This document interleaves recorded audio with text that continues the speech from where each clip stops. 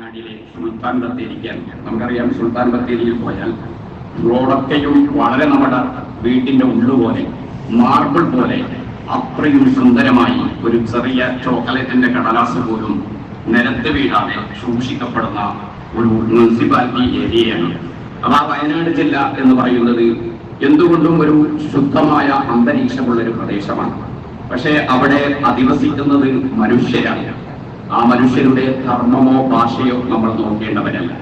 കാരണം നമ്മുടെ മുസ്ലിമീങ്ങളെ സംബന്ധിച്ചിടത്തോളം മനുഷ്യർക്ക് എന്ന് മാത്രമല്ല, ഒരു ജീവിക്ക് പോലും ചെറിയൊരു പ്രയാസമുണ്ടാക്കുന്ന രീതി ഇസ്ലാം ഒരിക്കലും അനുവദിക്കുന്നില്ല.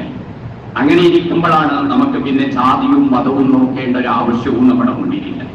പ്രത്യേകിച്ചും ഈ ദുരന്തം, ഉരുൾപൊട്ടൽ എന്ന് പറഞ്ഞാൽ നമ്മൾ ഈ അടുത്താണ് ഈ കേൾക്കുന്നത്. ഉരുൾപൊട്ടൽ എന്ന് പറയുമ്പോൾ നമുക്കറിയാം അല്ലാഹു തആല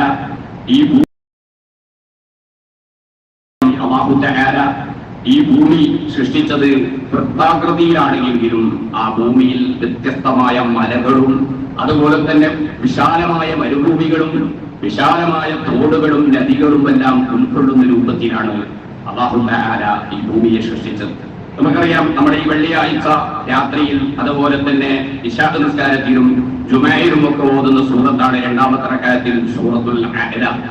ആ സൂറത്തിൽ അല്ലാഹു തആല നമ്മളോട് ഇങ്ങനെ കുറെ കാര്യങ്ങൾ പറയുകയാണ്. അഫലാ യൻദുറൂന ഇലൽ ഇബ്ലി കൈഫ ഖുലിഖത് വഇലൽ സമാഇ കൈഫ റുഫിയത് വഇലൽ ജിബാലി കൈഫ നുസിബത്. ഇങ്ങനെ വിശദീകരിച്ചുകൊണ്ട് അല്ലാഹു പറയുന്നു, വഇലൽ ജിബാലി, നിങ്ങൾ പർവ്വതങ്ങളെ കുറിച്ച് ആലോചിക്കാറുണ്ട്, പർവ്വതങ്ങളെ കുറിച്ച് നിങ്ങൾ ചിന്തിക്കാറുണ്ട്. കൈഫ നുസിബത്, എങ്ങനെയാണ് അത് ഉറപ്പിക്കപ്പെട്ടിരിക്കുന്നത്? ഖുർആൻ നമ്മോട് ചോദിക്കുകയാണ്. അതായത് ഇങ്ങനെയാണ് എന്ന് ഖുർആൻ വിശദീകരിക്കുന്നില്ല. ഖുർആൻ മനുഷ്യനെ ചിന്തിക്കാൻ വേണ്ടി നമ്മോട് ചോദിക്കുകയാണ്, എങ്ങനെയാണ് ഈ ആകാശം ഉയർത്തപ്പെട്ടത്? ഈ ഭൂമി എങ്ങനെയാണ് വിശാലമാക്കപ്പെട്ടത്? ഈ ഭൂമിയിൽ ആ ഭൂമിക്ക് ശക്തി നൽകുന്ന പർവ്വതങ്ങളെ അല്ലാഹു തആല എങ്ങനെയാണ് നാട്ടിയത് എന്ന് ഖുർആൻ നമ്മോട് ചോദിക്കുകയാണ്. അപ്പൊ ഇതിന്റെ പിന്നിലൊക്കെയും തഫ്സീറുകളിൽ മഹാന്മാർ വിശദീകരിക്കുന്നത് കാണാം. പർവ്വതങ്ങളെ സംരക്ഷിക്കേണ്ട ബാധ്യതയും ആ പർവ്വതങ്ങളുടെ ഗതിവിഗതികളെ മനസ്സിലാക്കേണ്ട ബാധ്യതയും മനുഷ്യർക്കുണ്ട് എന്ന് മുഫസ്സിരീങ്ങൾ പറയുന്നത് നമുക്ക് കാണാം. എന്റെ പ്രിയപ്പെട്ട മുഅ്മിനീങ്ങളെ നമ്മൾ ആലോചിച്ചു നോക്കണം. ഉരുൾപൊട്ടൽ എന്ന് പറയുമ്പോൾ ആകാശത്തിൽ നിന്ന് അല്ലാഹു തആല മഴ പെയ്യിപ്പിക്കുന്നു. ആ മഴ റഹ്മത്താണ് എന്നാണ് സയ്യിദുനാ മുഹമ്മദ് റസൂലുള്ളാഹി സ്വല്ലല്ലാഹു അലൈഹി വസല്ലം നമ്മോട് പഠിപ്പിച്ചിട്ടുള്ളത്. ആ ജലം എങ്ങനെ ഉപയോഗിക്കണമെന്ന് വരെ പരിശുദ്ധ ഇസ്ലാം പറയുന്നുണ്ട്. ഒഴുകുന്ന ജലം, ഒഴുകുന്ന വെള്ളം, പുഴയിൽ ഒഴുകിക്കൊണ്ടിരിക്കുകയാണ് വെള്ളം എങ്കിൽ ആ പുഴയിൽ വുദൂഅ് ചെയ്യുന്ന മനുഷ്യൻ, ഇസ്ലാം പറയുന്നത് 3 തവണയാണ് മുഖം കഴുകേണ്ടത്. 4ാമത്തെ തവണ കഴുകുന്നത് ഇസ്ലാം നിഷിദ്ധമാക്കുന്നുണ്ട്. കാരണം ഒഴുകുന്ന വെള്ളമാണെങ്കിൽ പോലും ആ വെള്ളം കൃത്യമായി മാത്രമേ നിങ്ങൾ ഉപയോഗിക്കാവൂ. ഇങ്ങനെ എല്ലാ നിയമങ്ങളും വളരെ കൃത്യമായി വരച്ചു കാണിച്ച മതമാണ് പരിശുദ്ധ ഇസ്ലാം. ആ ഭൂമിയിലേക്ക് ആർന്നിറങ്ങുന്ന വെള്ളം ഭൂമിയുടെ അടിയിൽ പിന്നീട് മനുഷ്യന്റെ ജീവിതത്തിന് ആവശ്യമായ രീതിയിൽ ആ വെള്ളം പുറത്തേക്കെടുക്കാനുള്ള സംവിധാനങ്ങളാണ് അല്ലാഹു തആല സംവിധാനിച്ചിട്ടുള്ളത്. ആ പർവ്വതങ്ങളിലേക്ക് പെയ്ത മഴ താഴോട്ടിറങ്ങി ഭൂമിയുടെ ഉള്ളിൽ ആ വെള്ളം പോയി നിൽക്കുകയും ആ വെള്ളം പുറത്തേക്ക് പ്രവഹിക്കാൻ വേണ്ടി ഇങ്ങനെ കാത്തുകൊണ്ടിരിക്കുകയാണ്. പക്ഷേ ആ പുറത്തേക്ക് പ്രവഹിക്കുന്നതിനെ തടയുന്നത് വലിയ വലിയ മലകളാണ്. പക്ഷെ ആ മലകളെ മനുഷ്യൻ ഇടിച്ചുകൊണ്ടിരിക്കുമ്പോൾ പുറത്തേക്ക് പ്രവഹിക്കാനുള്ള വെള്ളത്തിന് എളുപ്പവഴിയിലൂടെ വെള്ളം പുറത്തേക്ക് വരാൻ പറ്റുള്ളൂ. അങ്ങനെയാണ് ഉരുൾപൊട്ടലുകൾ ഉണ്ടാകുന്നത്. നമുക്കറിയാം വയനാട് എന്ന് പറയുമ്പോൾ ടൂറിസ്റ്റ് കേന്ദ്രമായി ഇന്ന് അതിനെ മാറ്റപ്പെട്ടിരിക്കുകയാണ്. പല വിദേശികളടക്കം പല രാജ്യങ്ങളിൽ നിന്ന് ടൂറിസ്റ്റുകളുടെ കേന്ദ്രമായത് മാറി പലപ്പോഴും പല നന്മകൾക്കും തിന്മകൾക്കും കാരണമാകുന്ന ഒരു രീതിയിൽ ആ നാട് മാറിക്കൊണ്ടിരിക്കുകയാണ്. പക്ഷെ അവിടെ അങ്ങനെ മാറിക്കൊണ്ടിരിക്കുമ്പോഴും പലപ്പോഴും അവിടെ നല്ല നിസ്വാർത്ഥരായ നല്ല മുഖ്ലിസീങ്ങളായ എത്രയോ മുഅ്മിനീങ്ങൾ അവിടെയുണ്ട്. നമുക്കറിയാം മുമ്പും അവിടെ ഉരുൾപൊട്ടിയിട്ടുണ്ട്. ചൂരൽമലയിലും അട്ടമലയിലും മേപ്പാടിയിലും അതുപോലെ തന്നെ മുണ്ടക്കൈ അടക്കമുള്ള പ്രവിശാലമായ പ്രദേശം, ജനങ്ങൾ അധിവസിക്കുന്ന പ്രദേശം, ഭൂരിഭാഗവും മുസ്ലിമീങ്ങൾ താമസിക്കുന്ന നല്ല ദീനീ ബോധമുള്ള മുസ്ലിമീങ്ങൾ അധിവസിക്കുന്ന പ്രദേശമാണ്. പക്ഷേ നമ്മൾ ആലോചിക്കണം, അല്ലാഹു ഇവിടെ ഉണ്ട് എന്ന് എല്ലാവരും വിശ്വസിക്കുകയാണ്. അല്ലാഹു ഒരു കാര്യം തീരുമാനിച്ചാൽ അതാർക്കും തടയാൻ കഴിയില്ല. വിശുദ്ധ ഖുർആൻ ഭൂമിയെ ഇങ്ങനെ വർണ്ണിക്കുന്നത് കാണാം. ഭൂമിയെ ഇങ്ങനെ വർണ്ണിച്ച് ഭൂമി എന്താണ് എന്നും ആ ഭൂമിയെ നിങ്ങൾ എങ്ങനെ സംരക്ഷിക്കേണ്ടത് എന്നും ഖുർആൻ നമ്മോട് പറയുന്നു. അഷ്റഫുൽ ഖൽഖ് സ്വല്ലല്ലാഹു അലൈഹി വസല്ലം നമ്മോട് പറഞ്ഞു, ഭൂമി, ആ ഭൂമിയിൽ വിളയുന്ന വസ്തുക്കൾ നിങ്ങൾ കൃഷി ഉണ്ടാക്കണമെന്ന് സയ്യിദുനാ മുഹമ്മദ് റസൂലുള്ളാഹി തങ്ങൾ പറഞ്ഞു.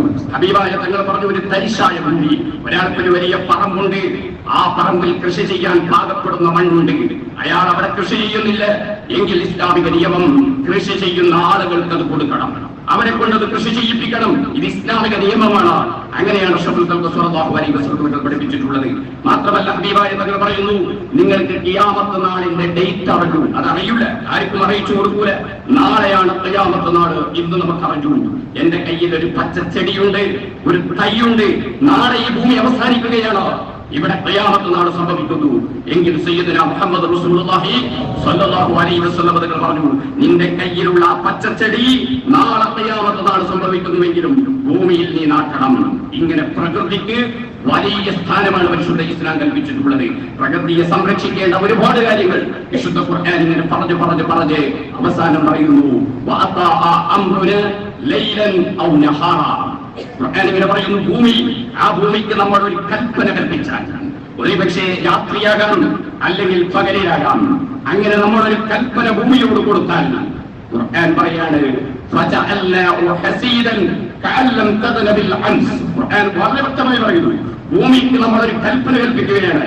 ഒരുപക്ഷെ രാത്രി ഉരുൾപൊട്ടാൻ വേണ്ടി നമ്മൾ കൽപ്പിക്കുന്നു, അത് രാത്രിയോ പകലിലോ ആകാം. അങ്ങനെ ആയിക്കഴിഞ്ഞാൽ ഖുർആൻ പറയാണ്, ആ ഭൂമി ആ കൽപ്പന അനുസരിച്ച് നീങ്ങിക്കഴിഞ്ഞാൽ ആ ഭൂമി ഒരുപക്ഷെ വിളവെടുപ്പുള്ള ഭൂമിയായിരിക്കാം, ബിൽഡിങ്ങുകളുള്ള ഭൂമിയായിരിക്കാം, ജനവാസ കേന്ദ്രമായിരിക്കാം.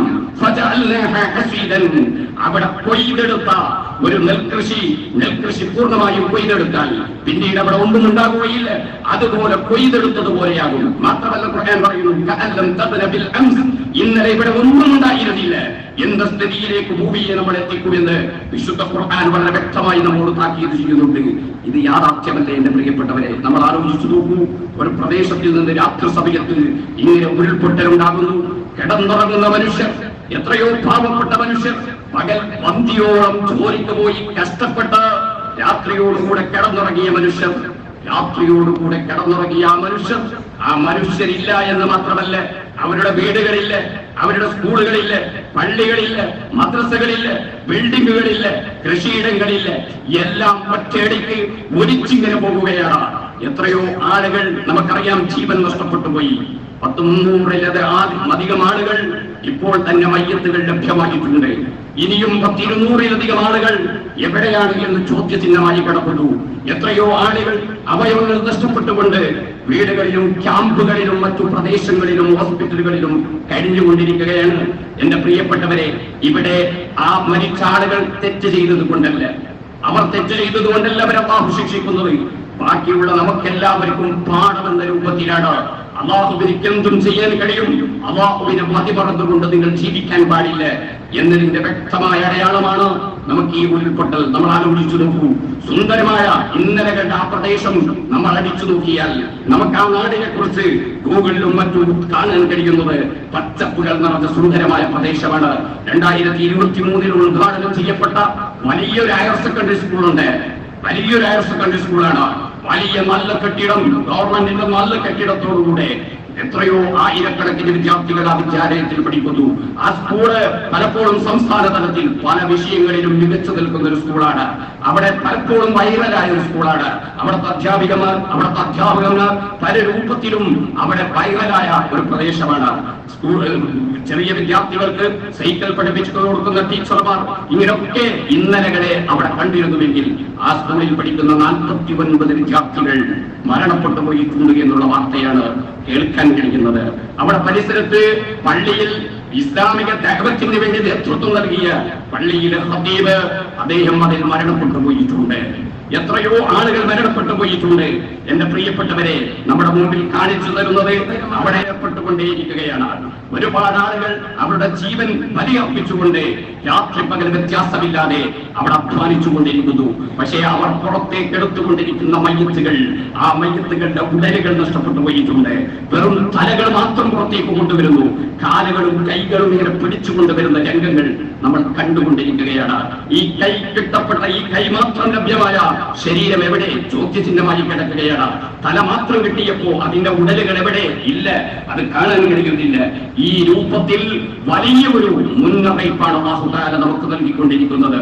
എന്റെ പ്രിയപ്പെട്ടവരെ, നമ്മൾ ആലോചിച്ചു നോക്കൂ. ഒരു അമ്മയും ഒരു കുഞ്ഞും, ഒരു ഉമ്മയും ഒരു കുഞ്ഞും മരിച്ചു കിടക്കുന്നത് നമ്മൾ കണ്ടു. ചളിയിൽ ആ ഉമ്മ തന്റെ കുഞ്ഞിനെ ചേർത്ത് പിടിച്ചിരിക്കുകയാണ്.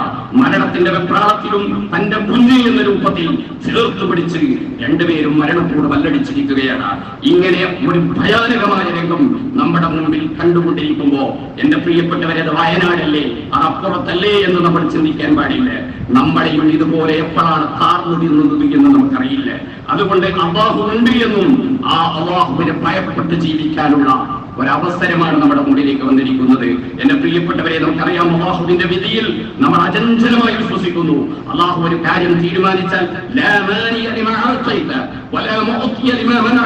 പടച്ചവനെ നീ തീരുമാനിച്ചാൽ തടയുന്നവരില്ല, നീ തടയാൻ വേണ്ടി തീരുമാനിച്ചാൽ തരുന്നവരില്ല എന്ന് നമ്മൾ അടിയുറച്ചു വിശ്വസിക്കുന്നവരാണ്. അതുകൊണ്ട് എന്റെ പ്രിയപ്പെട്ടവരെ, നമുക്കറിയാം അവിടുത്തെ ചരിത്രങ്ങൾ വായിക്കുമ്പോ എത്രയോ ആളുകൾ ഇന്ന് ഹോസ്പിറ്റലിലേക്ക് പോകേണ്ടവരാണ്, ഡേറ്റായി പ്രസവത്തിന് വേണ്ടി പോകേണ്ടവരാണ്. പക്ഷേ പ്രസവ വേദന വന്നിട്ടില്ല, നാളെ പോകാമെന്ന് ചിന്തിച്ച് കടന്നുറങ്ങിയവർ മരിച്ചു പോയിട്ടുണ്ട്. അതേ സമയത്ത് ഹോസ്പിറ്റലിൽ നിന്ന് ഇന്ന് ഡിസ്ചാർജ് ചെയ്ത് വീട്ടിലേക്ക് എത്തേണ്ടവർ, പക്ഷേ ഡോക്ടർ അവസാന സമയത്ത് പറയുന്നു ഒന്നുകൂടി ചെറിയ പടുപ്പുണ്ട്, നാളെ പോകാം. അങ്ങനെ ഹോസ്പിറ്റലിൽ കഴിഞ്ഞ് രക്ഷപ്പെട്ടവരുണ്ട്. ഇത് അല്ലാഹുവിന്റെ തീരുമാനമാണ്. അതുകൊണ്ട് എന്റെ പ്രിയപ്പെട്ടവരെ, ഇത്തരത്തിലുള്ള വലിയ വലിയ ദുരന്തങ്ങൾ നമ്മുടെ മുമ്പിൽ നമുക്ക് പാഠമാക്കിയിട്ടാണ് അത് അല്ലാഹു തആല കാണിച്ചു തരുന്നത്.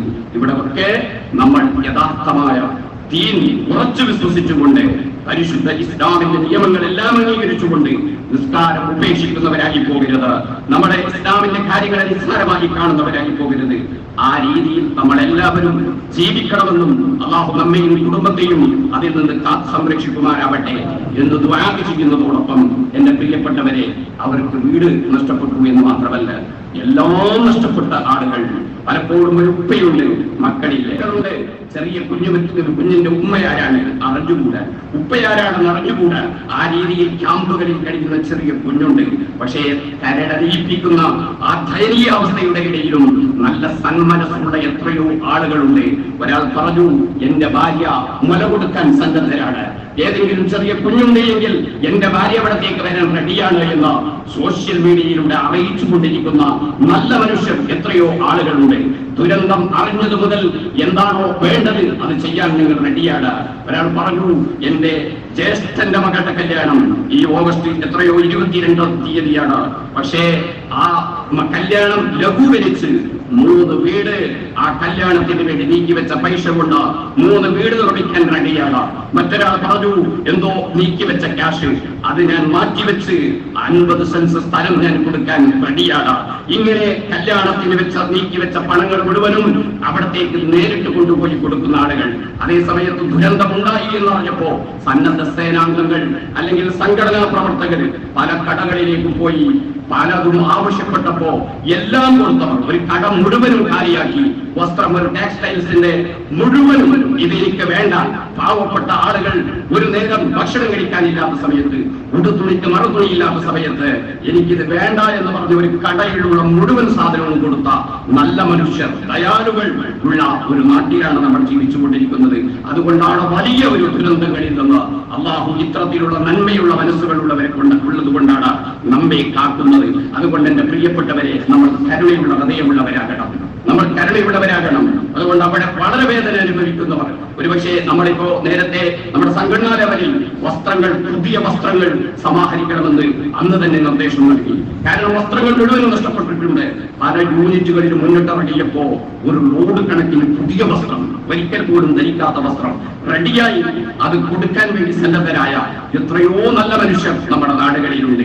പക്ഷേ അവിടെ സന്നദ്ധ സേനാംഗങ്ങൾ, പല SYSന്റെ സാന്ത്വനം പ്രവർത്തകർ നിരന്തരമായി കബർ കുഴിക്കാൻ വേണ്ടി സന്നദ്ധരായി കബർ കുഴിക്കുന്നവരുണ്ട്, മയ്യത്ത് കുളിപ്പിക്കുന്നവരുണ്ട്, ഇങ്ങനെ എല്ലാ മേഖലകളിലുമുണ്ട്. നിരന്തരമായി പോകാൻ വേണ്ടി ഒരുങ്ങി നിൽക്കുന്നവരുണ്ട്. പക്ഷെ എല്ലാവർക്കും അവിടെ പോകാൻ പറ്റില്ല. പാസ് ഉണ്ടെങ്കിൽ മാത്രമേ അങ്ങോട്ട് പ്രവേശനമുള്ളൂ. എങ്ങനെ സംഘടനാ രംഗത്തിലുള്ള പാസുള്ള ആളുകളെ അങ്ങോട്ട് പ്രവേശിപ്പിക്കുകയാണ്. ഇന്നും കാസർഗോഡ് ജില്ലയിൽ 110 ആളുകൾ ഇപ്പൊ റെഡിയായി നിൽക്കുകയാണ്. നല്ല എല്ലാ രീതിയിലും പരിശീലനം ലഭിച്ച, ദുരന്തമുഖത്ത് എങ്ങനെ ഏർപ്പെടണമെന്ന് പരിശീലനം ലഭിച്ച, പക്ഷേ നേതൃത്വത്തിന്റെ നിർദ്ദേശം ഇന്ന് മലപ്പുറം ജില്ലയിൽ നിന്നുള്ള വളണ്ടിയേഴ്സ് ആണ് പോയിട്ടുള്ളത്. ഇന്നലെയും ഞാനും കോഴിക്കോടും കണ്ണൂർ ജില്ലയുടെ വളണ്ടിയേഴ്സ് പോയി നിരന്തരമായി മയ്യത്ത് കുളിപ്പിക്കുന്ന വിഷയങ്ങളിലും മറ്റു കാര്യങ്ങളിലും അവർ ഏർപ്പെട്ടുകൊണ്ടിരിക്കുകയാണ്. ആ പാവപ്പെട്ട കുട്ടികൾ അവരുടെ ശരീരങ്ങൾ മറന്നുകൊണ്ട് അവിടെ അധ്വാനിച്ചു കൊണ്ടിരിക്കുന്നത് മനുഷ്യരാണ് എന്ന രൂപത്തിലാണ്. സന്മനസ്സോ ഒരു പക്ഷേ ഉണ്ടായിക്കൊള്ളണമെന്നില്ല, എങ്കിലും അവർ നമ്മുടെ കുട്ടികാരാണ്, അവർ നമ്മുടെ സഹോദരന്മാരാണ് എന്ന ചിന്തയോടുകൂടെ അവർക്ക് വേണ്ടി നമ്മൾ പ്രാർത്ഥിക്കേണ്ടതുണ്ട്. ഇത് നമ്മുടെ ബാധ്യതയാണ്. അവർക്ക് വേണ്ടി നമ്മൾ മയ്യത്ത് നിസ്കരിക്കേണ്ടതുണ്ട്. അതോടൊപ്പം തന്നെ ഏതൊരു പ്രയാസവും ഇല്ലാതെ എത്ര മഴയായാലും 3 നേരം നന്നായി ഭക്ഷിക്കാനുള്ള എല്ലാ സംവിധാനവും അല്ലാഹു തആല നമുക്ക് തന്നിട്ടുണ്ട്. ഖിയാമത്ത് നാൾ വരെ, നമ്മുടെ മരണം വരെ അല്ലാഹു അത് നിലനിർത്തി തരുമാറാവട്ടെ.